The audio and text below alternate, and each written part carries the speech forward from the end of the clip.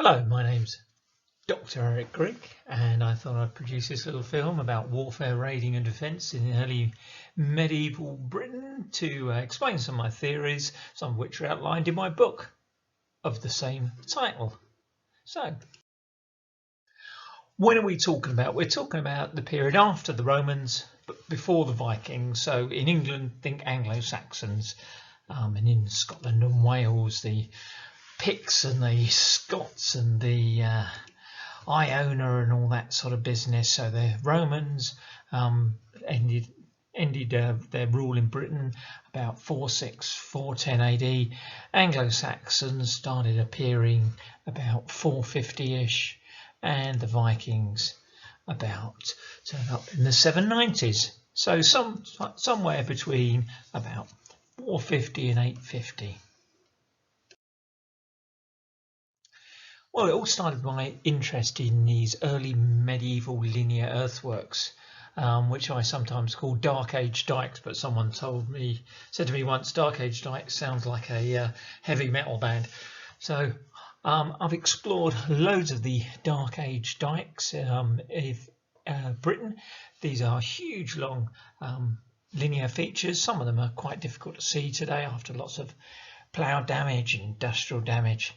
But after studying them for many years, ended up getting a PhD from the University of Manchester, and wrote a thesis on it, which is the large book on the right there.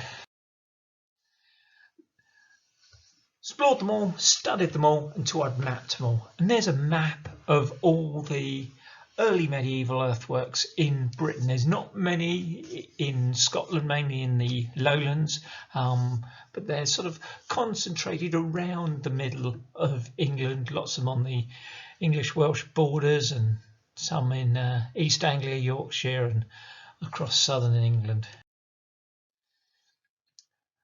There's some that I call probable early medieval dikes. They're the ones where we got good evidence they are of this period. Dikes are really difficult to date.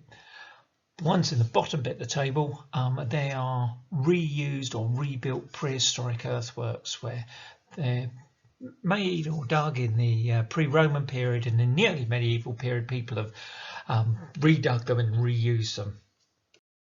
This table is a series of ones which I think probably early medieval, but I can't prove it, so I wouldn't be surprised in 20 years time there's others that we add to this, and there's some of these that we find out are prehistoric or Roman or later medieval, but I would suspect that 80 to 90% of the ones on this slide will turn out to be early medieval. So why study them? Well, I was amazed when doing my thesis that people had studied individual ones but not them in general, because these are really important. 2 are in the top 5 biggest archaeological monuments in Britain. There's 118 of them. They stretch for 449 kilometres or 279 miles. That's from London to Dublin if you put them all together, or London to Aachen in Germany. And some of them are huge.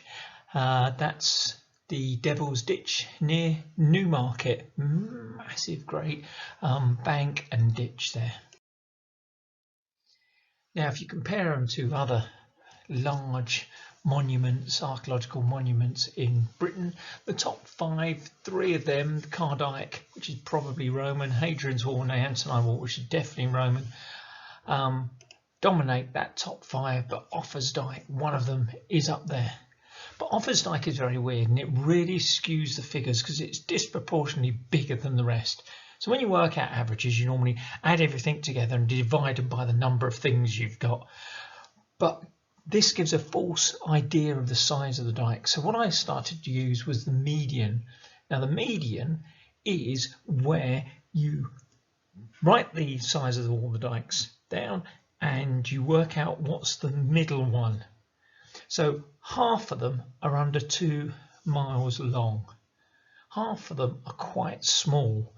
However, if you try and average out the size of them, because of Agedykes and Devil's Ditch as well, they really skew the figures up the other way. So when thinking about the sort of typical normal dike, I like to think of the median as opposed to the average.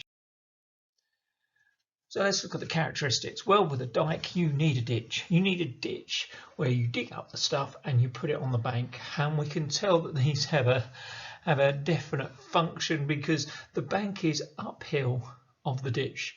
If you just wanted to mark a line in the ground, you would throw the earth downhill. Now, sometimes there is a counterscarp bank where the ditch has been cleaned out or it's on such a sharp slope that you make a little counterscarp bank downhill with the ditch, so it sort of accentuates a ditch so it looks more like a ditch.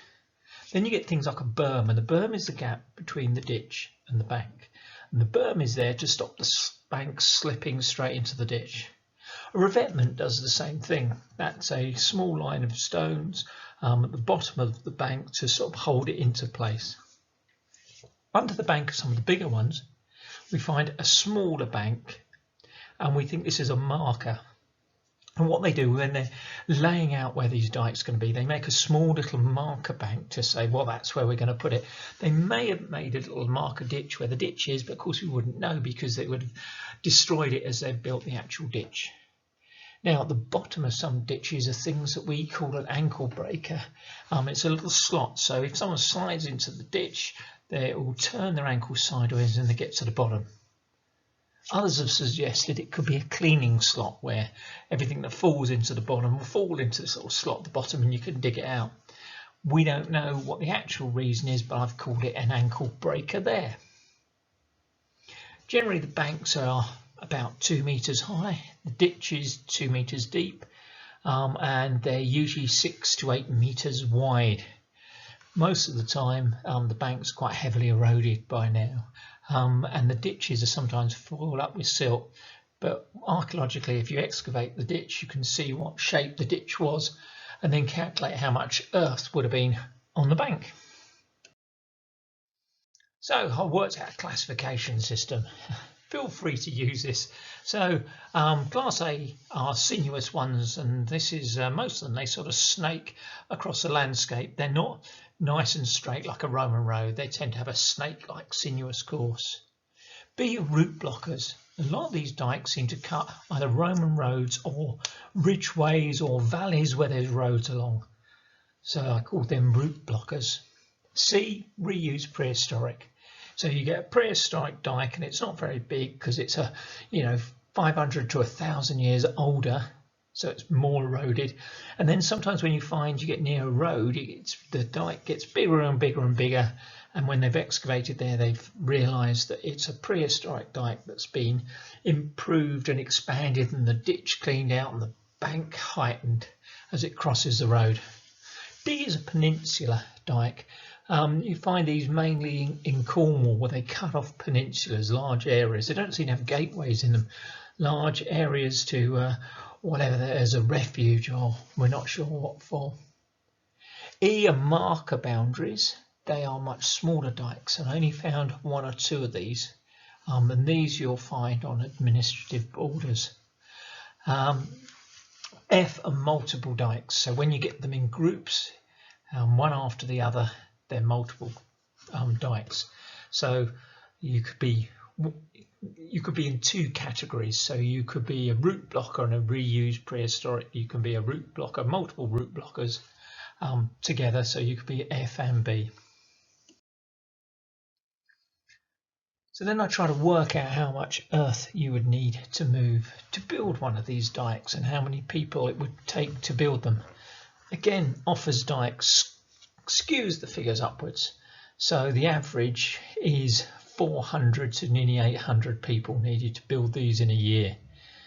But the median figure is near 100. So at least half of them would have taken 100 people or less, which is not that many people. And a lot of the other theories had all looked at some of the bigger dikes and made assumptions about thousands or tens of thousands of people being needed to build it. And the picture on the side is me on a beach somewhere, bored with a little shovel, trying to work out how much sand I could move in an hour. I did use far more scientific methods than this to calculate that figure. So why were these things built? Why were they dug? There's three main theories: controlling trade, marking frontiers, and a possible military function. Now, the controlling trade theory, I think, is the least likely one to happen. There's not a great deal of trade at this point. There's not that many coins. We don't find any coinage at any of the earthworks. There's no signs of any toll booths or anything at these earthworks. There's actually very little signs of any gateways at any of these earthworks. There's no sign that at later times you ever had to pay a penny or something to cross them. There's no marketplaces near them. So I think we can dismiss the trade one because there's simply not that level of trade to justify building them in this period. Marking frontiers and creating unified kingdoms. This is the popular one where people think that they don't have a sort of practical day-to-day function, but they have a symbolic function of showing the power of a king. And the last one is a practical military function to defeat enemies coming into your kingdom. So let's look at that theory too. This exercise in demonstrating power, symbolic borders. By building a dike, you create a sense of us and other. So the people on the other side of the dike, they're different and not the same as you. So it helps unified mixed kingdoms together into becoming a single unit, a single kingdom and a single tribe. It demonstrates power in the landscape. So you build this big earthwork and it shows how powerful this king is. And other terribly postmodern theories and ideas of the theatre of kingship in the landscape and all this sort of thing.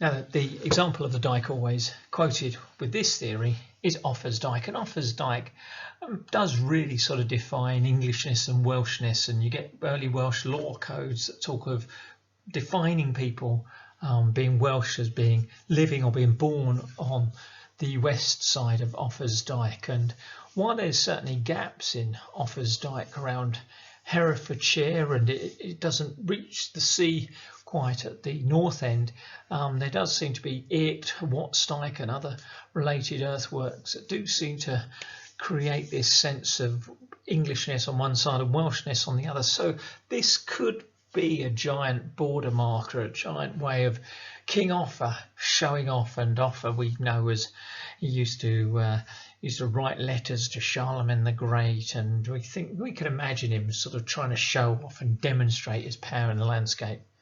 But that's just one of the earthworks, and I wanted a theory that fitted more than 1% of.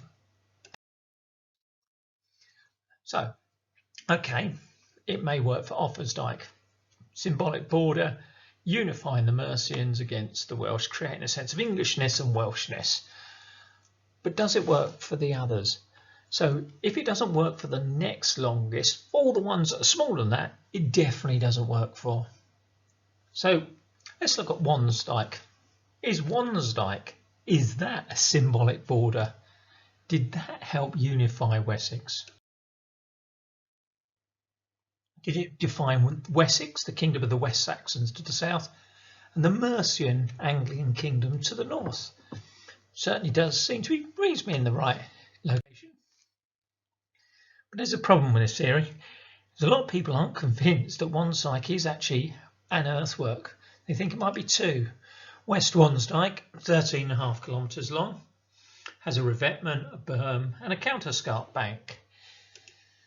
East Wansdyke, 20k long, no berm, no revetment, no counterscarp bank, and East Wansdyke is a lot taller and bigger. And there's a 30-kilometre gap in the middle, massive gap where no one's found any signs of an earthwork. So it's also the wrong place. If Wansdyke didn't exist, I don't think anyone would think that the West Saxon Mercian border was that far south. Everyone would think it's further north. So if it is built in two stages, it's not about one person creating a symbolic border. And why doesn't the Mercian West Saxon border up into sort of Reading way, why isn't that dug? And what about Wessex and Sussex and Wessex and Kent? Why is there not a dike there? So it's in the wrong place. It's not really guarding the border, and there's real problems with this theory on Wonsdyke. So if the theory is this is about defining Wessex and the creation of the West Saxon kingdom, it's really weird how no one in that period mentions it. Well, there's not many documents from that period, you might say. Well, there is. There's something called the Anglo-Saxon Chronicle, and it started in Wessex, and it was written originally in Wessex. Well, the bit may have been missed out by a later editor. Well, no. There's lots and lots of different versions of the Anglo-Saxon Chronicle. They're all pretty similar, but slightly different. There was one reference in there that says Wonsdyke was built to create Wessex. It would have survived in one of the different versions, but it's not in any of them. And the focus of the entries in the Anglo-Saxon Chronicle is Wessex. It's all about Wessex. The early bits of the Anglo-Saxon Chronicle, it gives a detailed account of the history of Wessex and how it was founded, but it never mentions Wonsdyke. So if Wonsdyke is fundamental in the creation of Wessex, and we've got a document about the creation of Wessex, it's not in there. It's not there at any point. And also, dikes aren't really borders. There's one, Alfred's Dyke. It marks the edge of an Anglo-Saxon estate, and to the present day it's a parish boundary, but it's small and it's very different in size and scale to all the others and looks very different. Its ditch is about 1 metre wide and 1/2 metre deep. It's not 2 metres deep and 6 to 8 metres wide. When I looked at the rest of them, only about 1/4 of them were on the same alignment as parish boundaries. And in Britain, boundaries get reused all the time. I found exactly the same figures for prehistoric earthworks. And prehistoric earthworks would have been smaller and had been centuries more erosion on them. And yet they were used about as much as the early medieval ones when people in the mid to high medieval period started laying out these parish boundaries. Only 5% of early medieval dikes are reused as county boundaries. And there's lots of Anglo-Saxon state boundaries recorded in charters, and lots of the dikes are mentioned, and they're great dating evidence because you get a charter from like the 8th century that mentions a dike, and you know the dike must be date from the 8th century or before. And they'll record the boundary going up to the dike and then going straight across it, not running along the estate boundary. I'll give you an example. This is an example of an estate from Stanton St Bernard in Wiltshire. His charter survives from 957. That's the outline of the estate, and you look at it on sort of modern maps and you can see how it influences later administrative boundaries. And that's Wonsdyke, crossing it like it's not there. Now, we know the dike predates the estate because it's mentioned in the estate boundaries, but the estate boundary takes no interest in the dike, mentions it in the estate boundaries, but cuts straight across it, doesn't utilise it at all. So maybe they're about blocking routeways. This is a little diagram of some of the dikes in Cambridgeshire. And you can see when you look at the soil, you've got areas of clay, areas of alluvial soil, which would have been marshy in those days, and chalk, which would have been open grassland. And when we look at the dikes and we compare it to a routeway, what we think is on the clay there would have been lots of woodland, and the alluvial would have been marsh, and the chalk is a sort of band of open grassland to give access into East Anglia up the routeway, which ancient routeway called Icknield Way, and these dikes cut it. It's not a border. If it was a border, why did they build a series of them? not like the border's going to move. I mean, the Devil's Ditch is huge. You wouldn't say, oh, the border's moved 3 miles.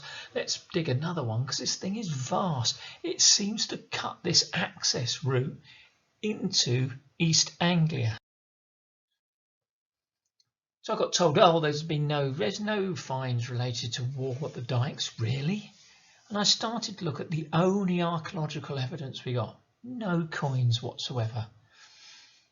But Heronbridge, which is where we think a battle happened, there's 200 bodies with sword injuries on them. Off a Dyke, there's a site where there's 400 skulls. That may be a later Viking raid, but Branditch, 50 bodies, most beheaded. Oh, that's where there was an execution site as the excuse, but one's a baby. Devil's Ditch, a man whose hand's been amputated. Bedwin Dyke, skeleton slain in battle, records an antiquarian from a couple of centuries ago. Get lance heads and knives and swords and spears and throwing axes and all these sorts of things coming out the dikes. And when you start looking for the non-military finds, there's a couple of bits of pot being found in the bottom of a dike and a loom weight. The brooches, clasps and potsherds at Branditch are all associated with these people who's had their heads chopped off. No, all the finds are talking about violence and death.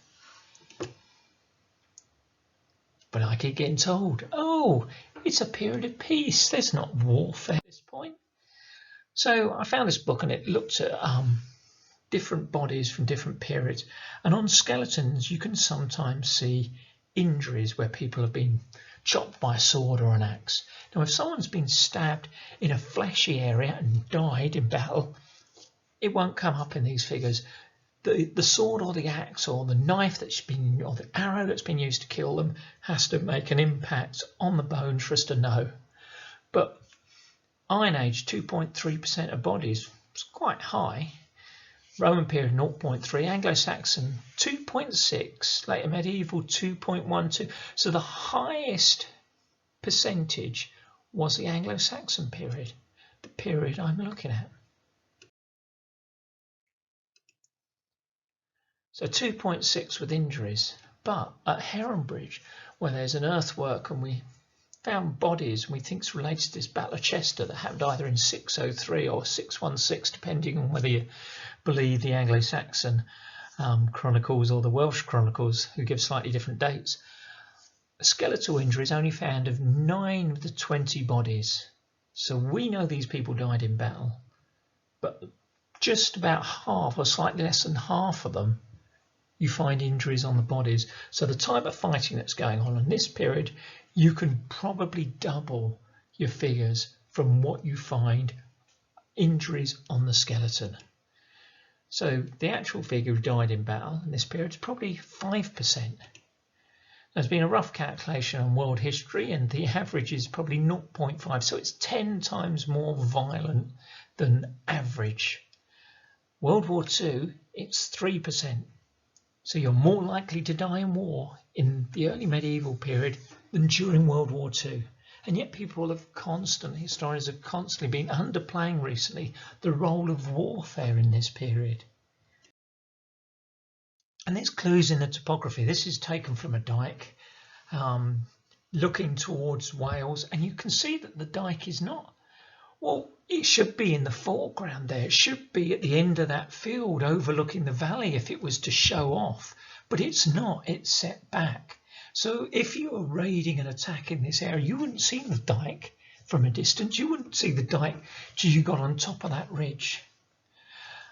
There's lots of examples I found where they're in valleys and they're not facing down the valley to give a good view. They'd be in a corner of a valley or an edge to it. So you don't see the dike till you get very close.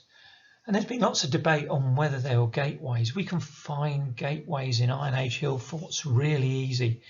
There is no definite evidence from any dike of a gateway. This one here, there's a present day road that goes through the dike. Or maybe that road's following an ancient routeway, but I looked at the bank and there's bits of tarmac sticking out the bank, where originally, before that road was improved in the early 20th century, there was a hump in the road. And there would have been a hump in the road because when that road was laid down, it had to cut through the bank of the dike And then later in the 20th century, people said, oh, we don't want this bump in the road, and they tried to flatten it. So they had to cut through the earthwork. And time again, when I went to Dykes, and you'd see that were cut by a Roman road, you'd see a little deviation in the road. And that's when the dike has been there and it's cut this Roman road in the post-Roman period. When they reconnected it, they didn't get it quite right. Time and time again, I had trouble finding these earthworks. Now, if they're symbolic things and demonstrate power in the landscape, they should be prominent, they should be seen from a distance, but they're not. There's one in the middle distance in a valley. It's quite tricky to see until you get close to it. But time and time again, when I was doing my field work, I'd think, there's a hill nearby. A hill, sometimes with a beacon name on it, and you go up the top of that hill and you can see for miles. What you could do is spot the enemy coming, perhaps light a beacon or signal flags or send someone off in a horse, and you man the dike. So I started to think, well, maybe these are about stopping raids. They're about raiding. Now, at the end of Roman rule, you get more and more cattle. There's a move from arable to cattle. All the dig reports from all these dikes, when you get the pollen report, they're going through grassland, not through cornfields, but open pasture. So, raiding party from another kingdom. There's lots of little kingdoms of this period. Go scarping down a Roman road or ridgeway, burning farms and barns as they go. Defenders could light a beacon. The locals could gather at the dike, and these dikes are often set back from where we think the border of the kingdom would be. So they're not manned, they give you a chance to get back there. The enemy then either has to force their way through the dike or go round it. Now this going round it would lead the enemy into the marshes and forests where the locals hunted. And suddenly they're hunting you. Raids need to be quick. You look comparative studies of raiding from all periods of history, from trench raids in World War II to Maori raids to raids by the First Nations or Native Americans in North America. Raids are quick. If people catch you, you go somewhere else. Battle of the Dike would cause delay. And they're often in groups. If one's breached, well, you retreat to the next one. The ones in Cambridgeshire are in a group. There used to be ones across what's Greenham Common in a long group. So, and they're also temporary measures. The Anglo-Saxons seem to very quickly not know why the dikes are built. Most of them took 100 people or less to build, and they're temporary measures built to stop these raids, and that's why it's forgotten what's their purpose. So I made the little models to show what it looked like now. I'd like to point out that we are in the middle at the moment of the COVID-19 coronavirus lockdown, and I couldn't get to the model shop. So I got the surplus materials from a bit of railway modelling, some brick paper and a towel, and I've made this model. So do bear with me with this. So let's have a work through how these dikes would work. So you've got a period whereby starting getting warlords and kingdoms emerge. There's grazing, you get defended sites where there's warlords feasting. When they dig them up, they find lots of cattle bones. It seems to be a thing to do, warlords feasting on the cattle they steal. So there's Roman road going from one kingdom to another, or a ridgeway, and the cows are grazing there. There we go, chaps grazing his cattle. The neighbouring warlord would charge in. People in those days used to go to war on horseback, but generally fought on foot. So they turn up for a quick raid. They haven't got an ordnance survey map. They're going to know their way in and out the enemy kingdom through going in and out these roads. They don't want to get lost and they don't want to get... So they escape back home quickly with the cattle they've stolen. The great thing about stealing these cows is it gives the warlord, something to feast on, and he can feast with his followers and gather followers. By removing the food from your enemy kingdom, also weakens that kingdom. So next year you turn up and the locals have decided they've had enough of this, and they dig a dike. And it's the local farmers that do it. It's It's a sort of peasant reaction to warfare. What you do is peasants are good at digging, they build a dike. And so with the depth of the ditch and the height of the bank, they're suddenly faced, like in this picture, with that great wall of earth with the locals gathered on. They're not garrisoned like Hadrian's Wall. There's not forts on any of them. That's why they're set back from borders. So they block the road. They give you a height advantage, which is great for missile weapons, and it keeps the enemy at bay. Anglo-Saxon swords are very heavy things. The weight distribution it's very blade heavy. It's good for hacking downwards. So if you're a warrior trying to hack down some farmers, you being below them isn't helping you at all. Now, gives you this height advantage, which is going to make you feel a bit more secure. Remember, these are often farmers stopping enemies, sort of warlords and gangs raiding their farms. Now, farmers, the trouble with a peasant army is it'll break and run. That's when you get most casualties, when an army breaks and run. So you keep the enemy at the distance. That's going to make you feel braver. You can fire some arrows at them, lob some throwing spears at them, and hopefully they'll go away, and you don't have to do face-to-face fighting, which the warriors will be good at and the defending farmers not so good. You get to hack down at your enemy. You get to fire downwards, which is better with missile weapons. If you've got a sword, you're hacking downwards, which with the weight of an Anglo-Saxon sword is an advantage. Someone wrote once, oh, you could easily outflank them. You could outflank this dike, you get up to it, the enemy's on the top of it, you just go round them. Really? You can see the enemy going round. Then you just send some of your troops along the dike to stop the flanking manoeuvre. Now, the ends of these dikes are generally either in, some of them on the Welsh borders or in southern Wales, are at the end of gullies, deeply wooded and deep gullies where there's rivers. Sometimes they're in eastern England, they go into forest or marshland. Sometimes the ones go around cutting off peninsulas. The ends of them are in sea inlets. But say you've got a forest at the end of them. People have gone, oh, well, you just go round them. You go round them into the woods where the locals are hunting, and you're suddenly the prey. They'll know the area. You don't know the area. Raids are designed for quick rewards, and then you come away. There's a Viking account I've read once, and they turned up, a fortress was manned, and they went, well, let's go and fight someone that's not in a defended place. So, what does this all mean?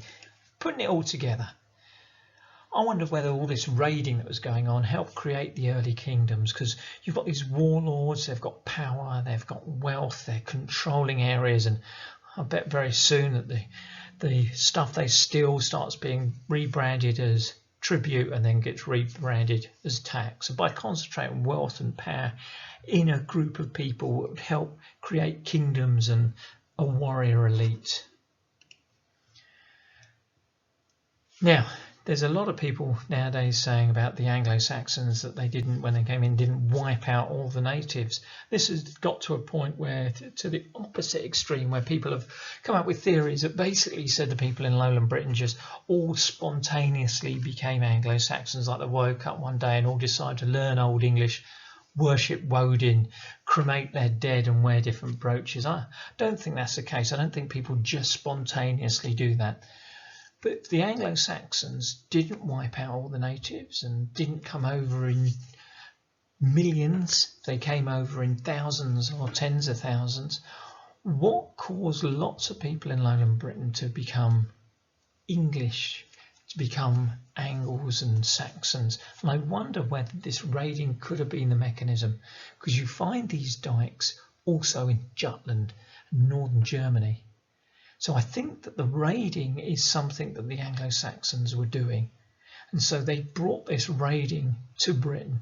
And this could be the way that other kingdoms that keep getting raided can get destroyed, and where people would go, hang on a minute, if the Anglo-Saxons are raiding and I look Anglo-Saxon, I'm less likely to get murdered. And it's a way of, it's a mechanical way for lowland Britain to become Anglo-Saxon. Also, the other process that happens at this point in history is Christianity spread. Why has Christianity suddenly become so popular? Why do even the Anglo-Saxons who turned up worshipping Woden and Thulor and all these other gods, why do they turn to Christianity? Well, the church has all sort of rules on protecting the innocent and who you can attack and who you can't attack and what you can raid and what you can't raid. That's why the Vikings were so shocking when they turned up. Having rules and regulations and compensation, and there's certain compensation you have to pay in early law codes. Is that why Christianity spread? By putting a lid on all this random violence. And it's not saying that everyone's killing each other all the time. It's the fear of the violence as well as it actually happening. Perhaps that was the spur for people turning to Christianity, because it put rules and regulations on warfare and controlled it. So there's my theories, and looking at these earthworks, thinking these are biggest structures in Britain, and everyone had made massive theories on small brooches and bits of pot, and I was going, now what's the biggest bit of evidence? What is it telling us? What is it screaming at us? Let's study one of them. Let's study all of them. You wouldn't study cars by just looking at Rolls Royces. Let's study all the dikes, not just Offa's Dyke, but Dyke building in general. And I don't like to say it myself, but I did get some rather nice reviews. So if you're more interested and want to know more, the book is available at Crowwood Press, who published it, or go to Amazon or every good bookshop. Get your copy and have a good read of that. Well, I hope you enjoyed this little chat. I apologise for the amateurish of the models, but I did what I could with the materials I had. Hope you like the video, and if you do, like, subscribe and share it with your friends.